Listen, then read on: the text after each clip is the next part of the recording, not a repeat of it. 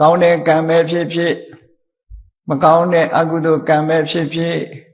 လူတွေဟာနေ့စဉ်မှာလုပ်နေကြတာကောင်းတာလည်းလုပ်တယ်မကောင်းတာလည်းလုပ်တယ်ကောင်းတဲ့အတွေးတွေလည်းတွေးတယ်မကောင်းတဲ့အတွေးတွေလည်းတွေးတယ်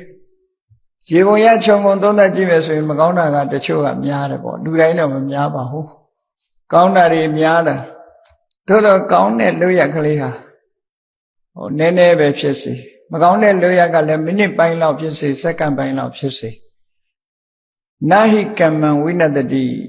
ကိုယ်တဏ္ဍမှာဖြစ်သွားပြီဆိုရဲကပျောက်သွားတာမဟုတ်တော့ဘူးတဲ့ဒီလိုဆိုလိုတယ်နော်ဖြစ်သွားလိုက်တဲ့အခိုက်အလေးဟာ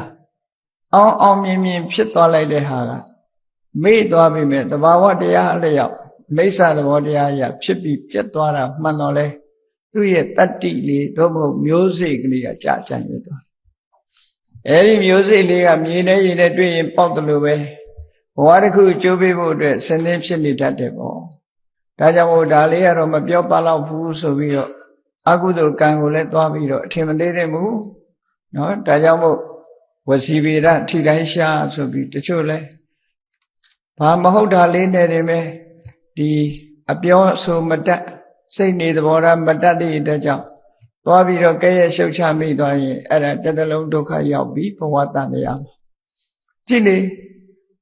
ခောစုတ်တရာလောင်းကြည့်ပိစိကဗုဒ္ဓအိမ်ကြွလာတဲ့ပိစိကဗုဒ္ဓတပါးကခါလေးကုန်းနေတာဘာရဲ့လို့မဟုတ်ဘူးအပျော်လို့တာ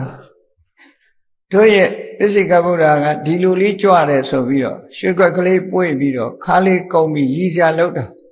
ကကုံးမကြီးဖြစ်နေနော်တကယ်ကတော့အဲ့ဒါမျိုးလေးကစပြီးတော့အတော်ကြောက်စရာကောင်းတယ်လို့အကုသိုလ်ကံဥက္ကတေနတထေသာဇလန်းကိုကြည့်လိုက်အောင်မယ်ဆိုရင်သူဇနီးတွေကဗာပြောလိုက်တော့သူတို့ဆူတောင်းတဲ့အခါလှူဒန်းပြီးဆူတောင်းတဲ့အခါဟိုအရှင်မြတ်ကသူတို့ဆူတောင်းပြမှာကိုသိလို့ပြုံးလိုက်တာကိုသူကဘာမှတ်ချက်ပေးတော့ဆိုပြုံးတယ်ဆိုတာသူကသူပြုံးတာနေပါစေပေါ့မဟုတ်ဘူးတို့အရှင်ကနော်ခုခေတ်လိုပြောရင်တော့အနုပညာသမားထမရဲ့လို့ပြောတာပေါ့နော်တို့အရှင်ကဒီစတ္တမနဲ့တူပါတယ်လို့စတ္တမနဲ့တူပါတယ်လို့ပြောလိုက်တာဟိုယောက်ျားလို့တဲ့ပုဂ္ဂိုလ်ကလည်းသူဇနီးပြောတဲ့အတိုင်းအေးဟုတ်မှာပေါ့ကွာဒါနဲ့ပဲသူတို့ဇက်ကစားရတဲ့ဘဝမျိုးတွေရောက်သွားတယ်နော်အဲ့ဒါတကယ်စဉ်းစားကြည့်မယ်ဆိုရင်ဘာမှဖြစ်လောက်တာမဟုတ်ဘူးလို့ပြောရမယ်